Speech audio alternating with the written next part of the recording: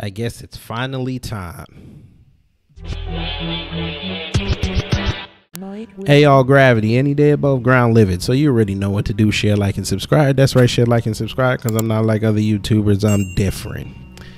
So guess who came out of their raccoon hole this week to come into the Twitter space?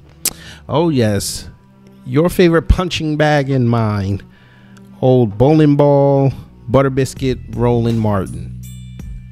Now, I don't know why he thought on a Sunday night that he would go into a Twitter space and think that we didn't get the alert that you were in there talking.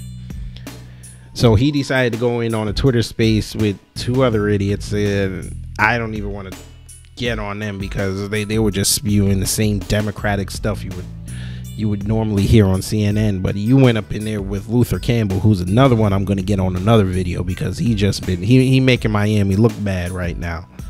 But it's ruled by Cubans, so who cares? But you decided to come into a Twitter space talking about voting. You were the same dude 3 months ago talking to old boy down in Louisiana thinking that you were going to flip Louisiana blue. What? Louisiana's not going blue anytime soon. Unless they get a Democratic Cajun over there. I don't see that happening. But you decided to do this, and we caught wind of it. You know, the black grassroots, who are also going to be the subject of this video, because you had said something in there very disparaging about the black grassroots, but you did it on the sneak. You thought you were slick, but see, this is new black media. We decode things here. I'm going to play the clip, but I just want y'all to look out for what he said and listen to what he said. He not only dissed the black grassroots, but he also dissed Jason Black. He kind of slick dissed Tariq. Before he even said this, him and Marcel Dixon were going at it. But yeah, most black folks he was taking shots at. So I want y'all to listen, and then I'm going to come back with my commentary. Whatever this pledge that if you get elected, you're going to do this. Republicans or conservatives did that with these anti-tax pledges through Grover Norquist's group. The question is, are we organized and mobilized to actually do that? So again, it's real simple. And I see these folk out here, and I said that it's real simple to throw out on Twitter and put on Facebook and yak away on YouTube and TikTok, tangibles. But I'm going to ask the question again. What do you have in place to then enforce that? See, when the election's over, I cover city council, folks. I cover city hall in Fort Worth. I covered county government in Austin. I covered it in all the different cities. I'm telling you, who's showing up at those committee meetings? Who's showing up at the city council meeting? No, not when a story blows up and all of a sudden people show up with a megaphone and start complaining. No. Who's showing when the policy is being made? The mistake that we're making is we do not have organization and mobilization that is in place when the election is over. You can't just yell tangibles if you then do not have an infrastructure in place to then get it when the election is over. You duplicitous bastard. We're not mobilized. The black grassroots not mobilized. I see why you said that, though. You said that because when you say things trying to galvanize the black grassroots and B1 and FBA and the Freedmen, you get laughed at. They bring up memes of you. They bring up the pictures of you standing with men in Speedo underwear. We don't take you serious. So much so you block us. But okay. So you did this Twitter space with, you know, Uncle Puke. And you saw Tariq in the room, you kicked him out. You, like I said, you yelled at Marcel. I was gonna come up there, but I was like, you know what?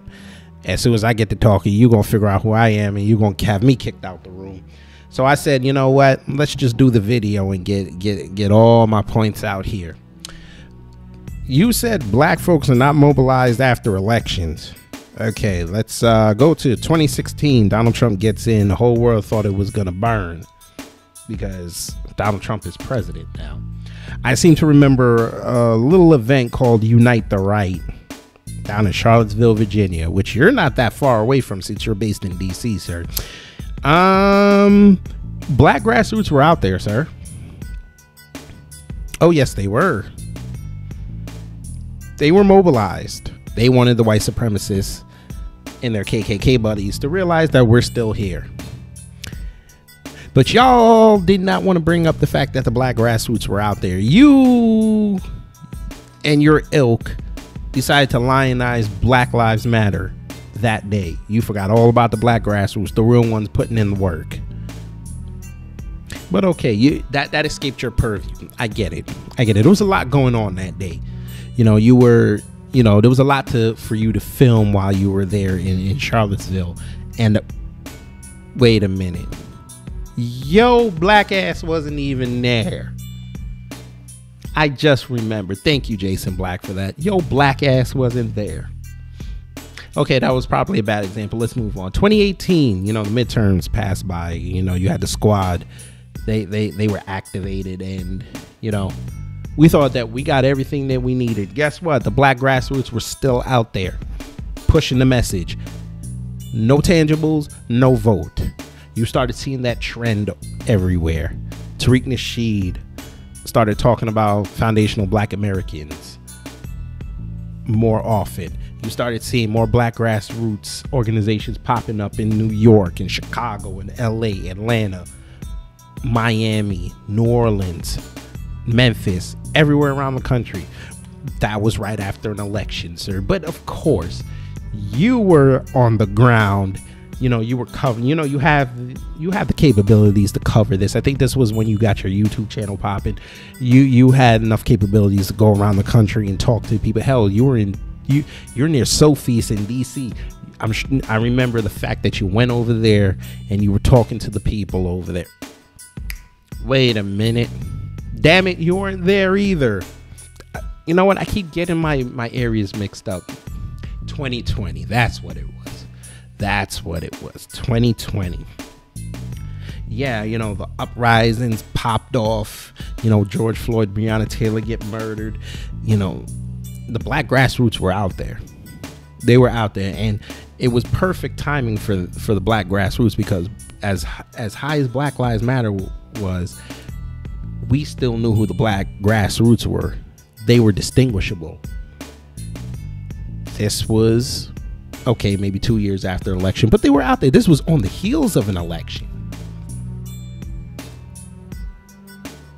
And we know what happened. Biden gets in, Kamala Harris gets in. Did the black grassroots stop? Hell no, because the black grassroots were touting the message for a year and a half. Do not vote for Biden and Harris. And guess what? They're still out here 2 years later, almost. Still pushing the message. No tangibles, no vote. We're out here.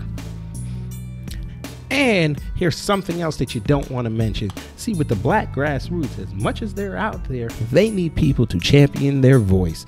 And guess who they turn to? Yes, indeed. They don't turn to your old decrepit ass. No, they come over to the new black media, because we talk their language and we can get the message out to the people. Black grassroots are mobilized, but you don't want to admit that. Because like I said before, when you ask people to move for you, they laugh. They run you off the block, like they did in North Carolina when you went down there to try to talk about Andrew Brown. Yeah, that's why you talked about us not mobilizing, because you're still salty over that. And that happened a year and a half ago. But that's okay, Roland. I'm going to help you, sir. See, what your problem is, sir, you never said sorry. You never apologized for doing this.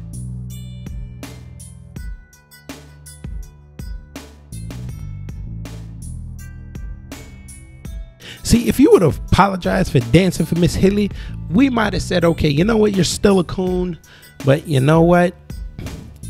We're gonna ride. We're gonna watch you. I'm not gonna bring you into the fold. We're going to watch you. We're gonna see what you say. We're gonna see how you move. See if you have a redemption arc. You were given an opportunity to solidify your redemption arc. And how did you take your opportunity at a redemption arc? You sat in front of the preeminent white supremacist, Richard Spencer, on a platform that you controlled to a certain extent. It was your show. That man plainly asked you, are you a black man? And you got to babbling this out. Race is simply a creation of mankind. That's a construct. It doesn't exist. I mean, bottom line is, no, I know who I am. First of all, I'm Roland Martin. I'm a man. Okay. I'm a man. Do you identify as a black man? Oh, first of all, I identify as a man. Okay. Identify as a man. No, actually, it's not sexist because if a person is a woman, identifies as a woman. Negro, we are not the same. You should never fix your mouth from this day forward to ever talk about the black grassroots. Because see, the black grassroots got Kamala Harris off the block, which you, again, are very salty about because you figured if she was president, you would get easy access to the White House via that press secretary job. But Biden doesn't like you, but you don't want to admit that. You should never fix your mouth to talk about the black grassroots, because every time you do talk about the black grassroots, you end up on a blocking spree because all the black grassroots come out of here and say, listen, we don't listen to you, sir. You do not sway us. You do not galvanize us. Y'all want to talk about Tariq's a grifter and all this, but hell, he must be doing something right because this man, he says something. He's about to have a rally in October in DC. I bet your black ass won't go down there and go see him. I bet you won't go over. You know what? I take that back. You probably would go over there to do it because you probably get some free food. But you know what would happen if people caught wind of you showing up at that rally? Not only will you have to answer questions, but somebody's going to make you run up off the block. And you're still salty about that. You'd probably do what they did on the March on Washington. You'd probably call up your buddies over there at the White House, wherever you know, to try to get it shut down. Because, you know, the sight of Tariq might scare you. I tell a lie. It ain't Tariq that'll scare you. You know who will show up. Tonight on the Black Channel. You get the babbling. Because you don't know what Jason looks like, and he show up in there with a camera, and you get to talking in there, he pop his voice over there, like, we know this will happen. You know what? I might talk to the wife. Maybe we'll go up there in October. I might have to ask. DC's only about 10 hours away, so you know, I'm gonna see if we can get that done. But anyway, let me get up out of here. You already know what to do. Share, like, and subscribe. That's right, share, like, and subscribe, because I'm not like other YouTubers. I'm different. Take care, stay safe. I'm out. Dance, Roland. That's right, dance. Look at you. Look at those off code moves.